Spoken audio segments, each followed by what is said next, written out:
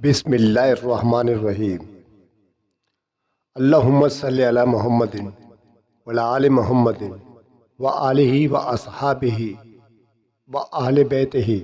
وبارک وسلم۔ حضرت سہل بن سعد رضی اللہ تعالی عنہ سے مروی ہے، رسول اللہ صلی اللہ علیہ وسلم نے ارشاد فرمایا، جو شخص یتیم کی کفالت کرے، وہ یتیم اسی گھر کا ہو یا غیر کا، میں اور وہ دونوں جنت میں اس طرح ہوں گے۔ حضور اقدس صلی اللہ علیہ وسلم نے کلمے کی انگلی اور بیچ کی انگلی سے اشارہ کیا اور دونوں انگلیوں کے درمیان تھوڑا سا فاصلہ کیا۔ حضرت ابو ہریرہ رضی اللہ تعالی عنہ سے روایت ہے،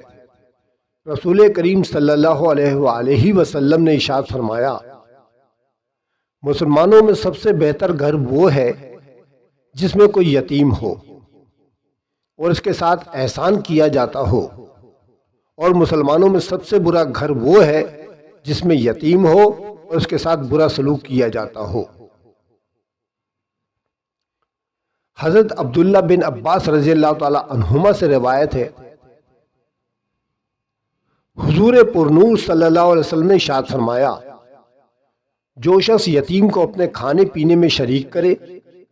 اللہ تعالیٰ اس کے لیے ضرور جنت واجب کر دے گا، مگر جبکہ ایسا گناہ کیا ہو جس کی مغفرت نہ ہو۔ حضرت ابو ہریرہ رضی اللہ تعالیٰ عنہ سے روایت ہے، تاجدار رسالت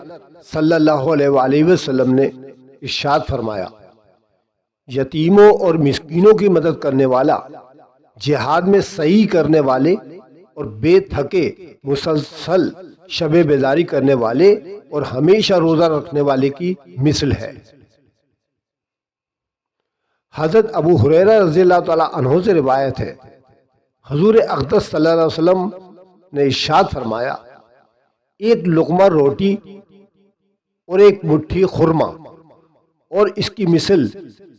کوئی اور چیز جس سے مسکین کو نفع پہنچے،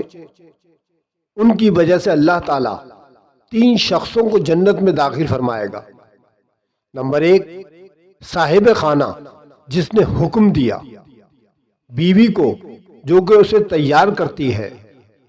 خادم کو جو کہ مسکین کو دے کر آتا ہے۔ پھر حضور اقدس صلی اللہ علیہ وسلم نے ارشاد فرمایا، حمد ہے اللہ عز و جل کے لیے جس نے ہمارے خادم کو بھی نہ چھوڑا۔